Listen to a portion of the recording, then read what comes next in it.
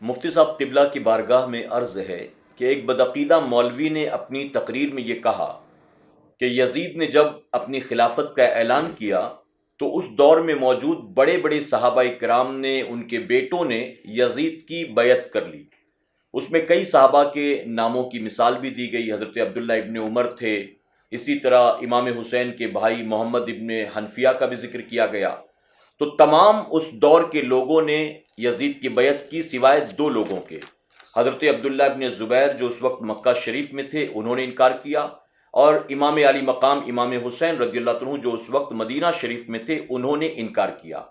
تو اس ظالم کا یہ اعتراض ہے کہ جب یزید حق پر نہیں تھا تو ان تمام لوگوں نے آخر بیعت کیوں کی، اور ان دونوں نے نہیں کی تو اس کی وجہ کیا تھی؟ سیدھی سی بات ہے کہ حق کے خلاف صحابہ کرام ہمیشہ لڑنے کے لیے تیار ہو جاتے تھے، اور خاص طور پر شریعت مصطفیٰ کے خلاف، سنت مصطفیٰ کے خلاف کوئی بات ہوتی تو ہرگز اس میں حمایت کے لیے صحابہ تیار نہ ہوتے۔ یہ صحابہ کا مزاج ہمیشہ رہا۔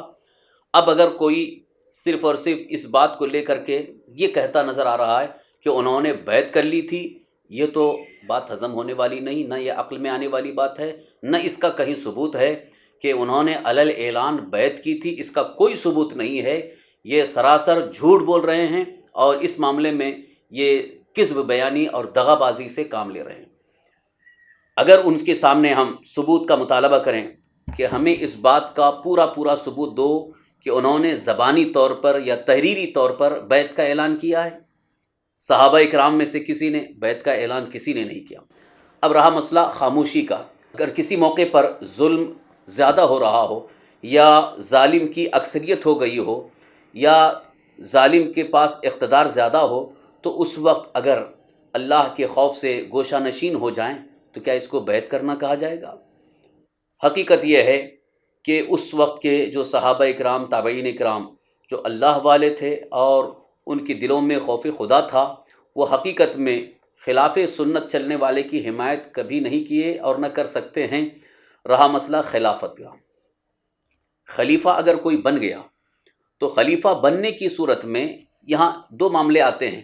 ایک تو صرف اور صرف ظاہری طور پر اس کی خلافت کو مان لینا، ہاں چلو بنا دیا ہے کہ ٹھیک بنا دیا، باقی اس کے متعلق جو احکام اسلام نافذ ہوتے ہیں، یعنی اس کی پیچھے نماز پڑھنا، اس کی اقتداء میں نماز پڑھنا، یا اس کے ذریعے احکام اسلام کو نافذ کرنا، یہ سارے معاملات کبھی یزید سے صحابہ اکرام نے نہیں کروائے۔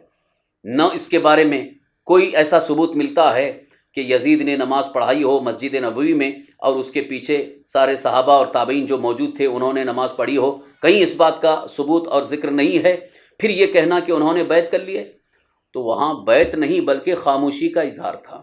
خاموش ہو گئے کیونکہ وہ ظالم ہے اور اس وقت پاور میں ہے، اقتدار میں۔ جیسے اس وقت ہمارے ساتھ حالات کچھ ایسے ہیں کہ حکومت پورے پاور میں آ گئی، تو بعض معاملات میں ہم خاموش ہو گئے، تو اس کا مطلب یہ ہے کہ وہ جو مسجدیں بند کر رہے ہیں یا جو کچھ بھی پابندیاں لگا رہے ہیں اس کو ہم نے مان لیا، اس کو تسلیم کر لیا ہے۔ ظالم کے ظلم کو دیکھتے ہوئے، صبر کرتے ہوئے اگر کوئی خاموش بیٹھے تو اس کی بیعت نہیں کہا جائے گا۔ اور اگر اسی کا نام بیعت ہے تو میں کھل کے کہوں گا، اس وقت اگر ہمارے ملک بھارت میں، ہندوستان میں اگر لاک ڈاؤن کی وجہ سے یا حکومت کی طرف سے جو بھی پابندیاں آئیں ان کو سارے دیوبندی وہابیوں نے تسلیم کر لیا کہ ہاں بالکل صحیح ہے، یہ کون سی بات ہوئی؟ خاموش رہنا یا اس کے خلاف آواز نہ اٹھانا، یہ بیعت کرنا یا حمایت کرنا نہیں ہے، بلکہ وہاں صبر کا معاملہ تھا۔ اور دوسری بات یہ ہے کہ اس سلسلے میں رخصت اور عزیمت دو پہلو ہیں۔ اگر حاکم ظالم ہو جائے تو رخصت یہ ہے کہ اس کی حکومت کو صرف تسلیم کر لے، مگر دل سے جو ہے اس کو ہرگز تسلیم نہ کرے۔ ظاہری طور پر اس کے ظلم سے بچنے کے لیے، اپنی عزت و آبرو کو بچانے کے لیے، اپنی جان بچانے کے لیے کنارہ کشی اختیار کر لے اور خاموش ہو جائے، تو یہ رخصت ہے۔ لیکن عزیمت یہ ہے کہ ایسے ظالم کے خلاف آواز بلند کرنا اور حق کی آواز بلند کرنا، یہ عزیمت ہے۔ تو سرکار امام علی مقام امام حسین رضی اللہ عنہ نے اور حضرت سیدنا عبداللہ ابن زبیر رضی اللہ عنہ نے عزیمت پر عمل کیا، اور عزیمت پر عمل کرنا ان کے لیے ضروری بھی تھا۔ اگر وہ بھی رخصت پر عمل کر لیتے تو پھر آنے والی نسلوں کو حق بیانی کا جذبہ کیسے حاصل ہوتا؟ ایک چھوٹی سی مثال میں عرض کرنا چاہتا ہوں۔ اپنی مسجد میں 5 وقتہ امام اگر پتہ یہ چل جائے کہ وہ شرابی ہے، شراب پینے والا ہے، تو کوئی اس کے پیچھے نماز پڑھنے کے لیے تیار نہیں ہوگا، اس کو مصلی امامت پر کھڑا نہیں کیا جا سکتا ہے۔ تو ایسی عظیم بارگاہ، ایسا عظیم دربار، اور وہ مصلی امامت اور وہ مسئلہ خلافت، اس کے لیے ایک شرابی کے لیے لوگ تیار ہو جائیں، یہ تو بالکل ہی شریعت مطہرہ کا مزاج نہیں ہے۔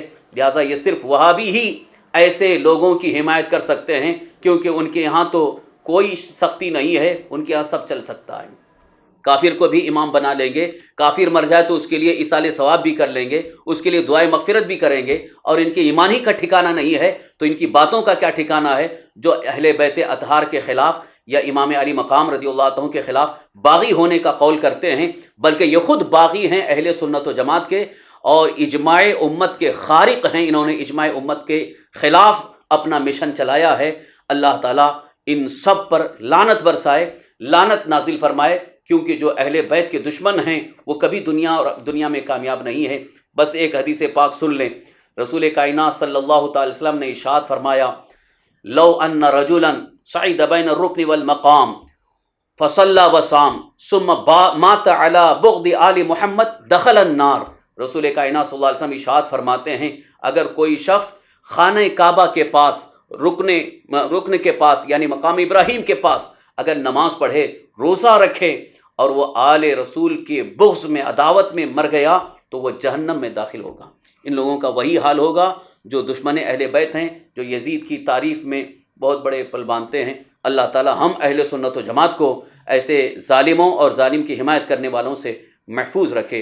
واللہ تعالی السلام یا حسین، السلام یا حسین، السلام یا حسین، میرے حسین تجھے سلام، میرے حسین تجھے سلام۔